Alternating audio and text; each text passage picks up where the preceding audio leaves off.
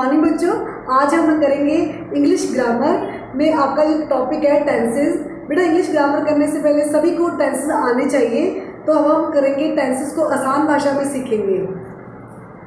ठीक है बेटा, आपको पता है कि जो टेंसेस होते हैं वो कितने टाइप के होते हैं। एक होते हैं प्रेजेंट, एक होता है पास्ट, एक होता है फ्यूचर।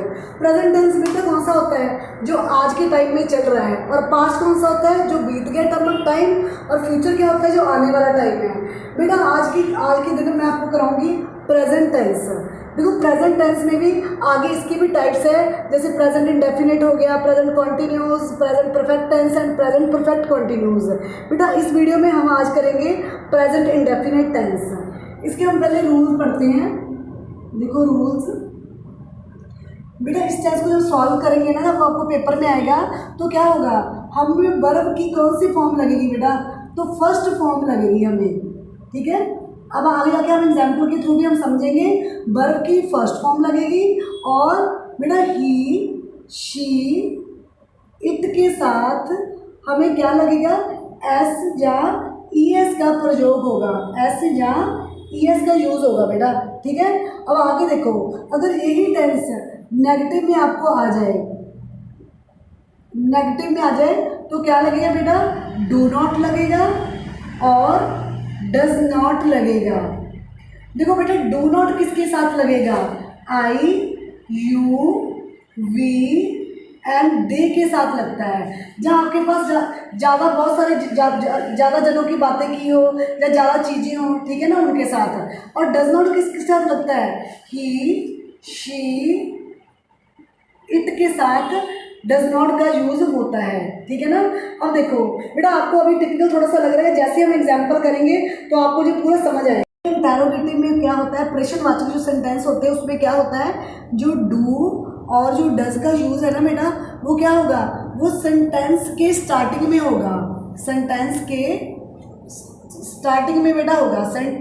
ठीक है, अब देखो, अब दोबारा रिपीट कर रही हूँ मैं, प्रेजेंट इंडेफिनिट टेंस हम आज की दिन पढ़ रहे हैं, तो मैंने क्या बताया, रूल्स क्या होते हैं, एक वर्ब की फर्स्ट फॉर्म लगती है, और मैंने दूसरा रूल क्या बताया, ही, शी, इट के साथ बेटा एस या ईएस लगेगा, और नेगेटिव सेंटेंस अगर आ जाए तो डू नॉट किसके साथ लगता है, आई, यू, वी, दे के साथ, और डज नॉट का यूज किसके साथ होता है, ही, शी, इट के साथ। और बेटा इंटरोगेटिव में क्या होता है, डू और डज का जो यूज होता है वो सेंटेंस की स्टार्टिंग में ही होता है।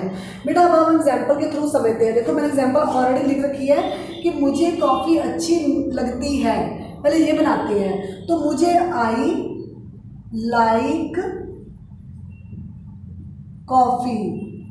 देखो अब आप कहोगे मैडम आपने लाइक्स क्यों नहीं लगाया, क्योंकि मैंने एस या ईएस का यूज कहाँ करने के लिए कहा था, ही, शी, इट के साथ, आई के लिए नहीं कहा था ना, इसलिए मैंने इधर लाइक्स नहीं लगाया, तो मैंने लगाया आई लाइक कॉफ़ी।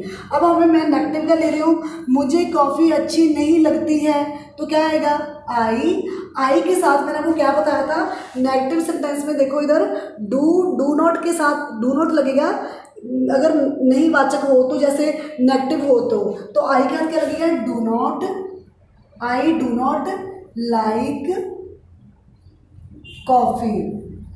ठीक है बेटा, अब देखो थर्ड, देखो मैंने इंटरोगेटिव में आपको डाल दिया क्वेश्चन, तो क्या तुम्हें कॉफ़ी अच्छी लगती है, तो क्या तुम्हें, पहले तो हमें पता होना चाहिए डू या डज। मैंने बताया था कि यू के साथ क्या लगता है, डू लगता है ना, यू के साथ क्या लगता है, डू लगता है, तो हमें क्या बताओगे, तुम बताओ, डू यू